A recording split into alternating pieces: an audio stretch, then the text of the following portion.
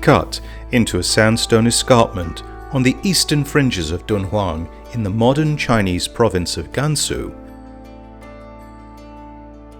The Mogao grottos date back to the 4th century AD, and for 1,000 years they were a major center of Buddhist art and devotion. Lavishly painted, they reflect the different ethnicities and cultures that influenced this once wealthy trading center on the edge of the Gobi Desert. The Mogao grottos are one of China's greatest troves of Buddhist art, architecture and learning. And since their rediscovery in the late 19th century, their fame has spread around the world. Abandoned for almost 600 years, restoration work began on the 492 caves in the 1950s. While much has been completed, much also remains to be done, and restoration continues today. In 1987, Mogao was listed as a UNESCO World Heritage Site. Coincidentally, 1987 was also the year that Neil Schmid, then a visitor entranced by China's millennia-long history, made his first visit to the town that is now his home.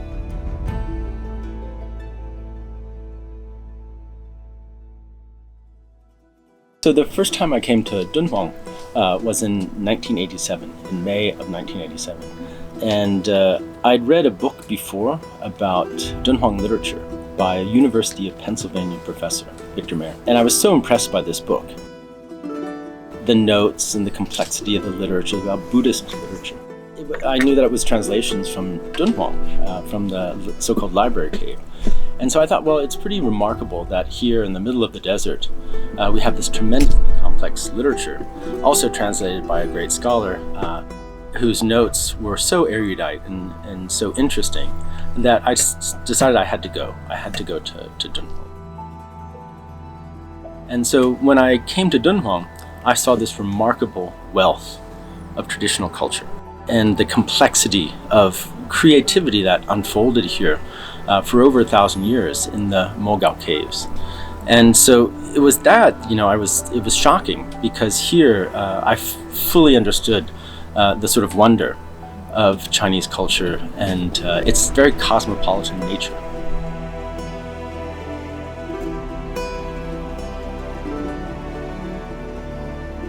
The trip proved a turning point. Amazed by what he'd seen, Neil Schmid decided that he'd found his calling. Then started studying Dunhuang culture, Dunhuang Xue. Very, very interested. But it's so complex because Dunhuang Studies is scattered all around the world with materials in London, materials in Paris, St. Petersburg, and Tokyo. So it meant that I had to go to many different places to study Dunhuang and its materials and its resources. Many materials related to Dunhuang were acquired by foreign explorers in the early 20th century. Among them, figures such as Sir Aurel Stein, Count Otani Kozue, Sergei Oldenburg, and Paul Pelliot. They were taken from the library cave, a hidden room off Cave 16, found by accident in 1900 by Mogao's self-appointed guardian, a Taoist monk from Shanxi province called Wang Yuanlu. The trove of documents, artifacts, textiles, and scrolls were written in languages that included Sanskrit, Sogdian, Hebrew, Tibetan, as well as classical Chinese, and included religious texts, correspondence, and books of all kinds. I started Dunhuang Studies with the materials in Paris because Pelliot, Bochihe, had taken many materials to Paris, and so there was a group of people who were studying these, and it was to go work with them in this tradition of French sinology, which is very, very strong. So I worked with the student of Pelliot, and so I went to study with these great scholars in Paris.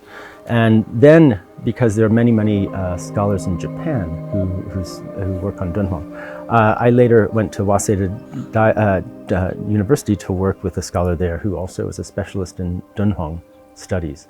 And then finally to America. So it was a really wonderful opportunity to meet scholars from Europe and China and Japan and also United States. And I should add that I started studying Dunhuang Studies in Taiwan with some scholars there at Zhengzhi University, Zhengzhi Dashi.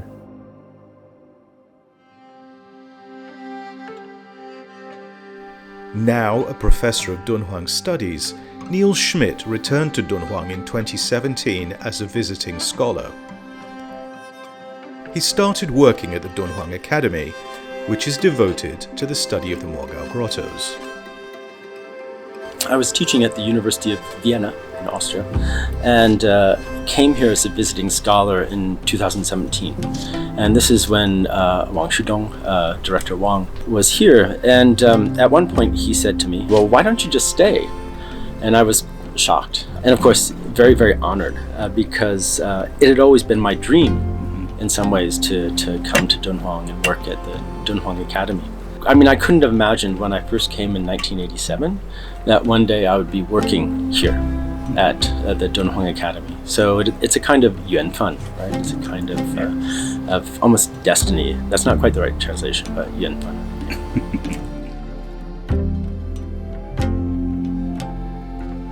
Today, Professor Schmid is the only Western academic to hold an official position at the prestigious academy, a position that allows him to continue his research in Moorgau itself.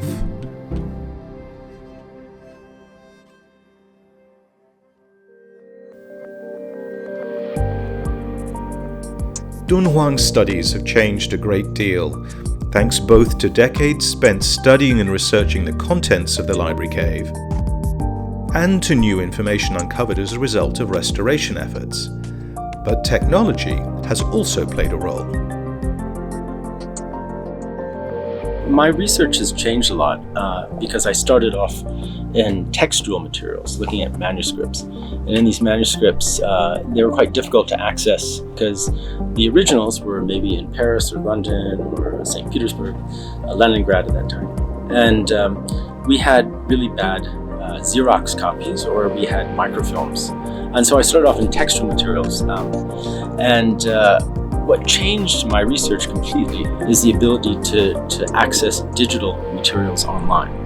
And so digital materials means that a lot of these manuscripts, tens of thousands of manuscripts, scattered around the world, have been digitized, put into what's called the International Dunhuang Project, IDP, which we can look at the high quality copies of these manuscripts, put it together in ways that we couldn't do 30 years ago, 40 years, certainly not. So that's changed my research.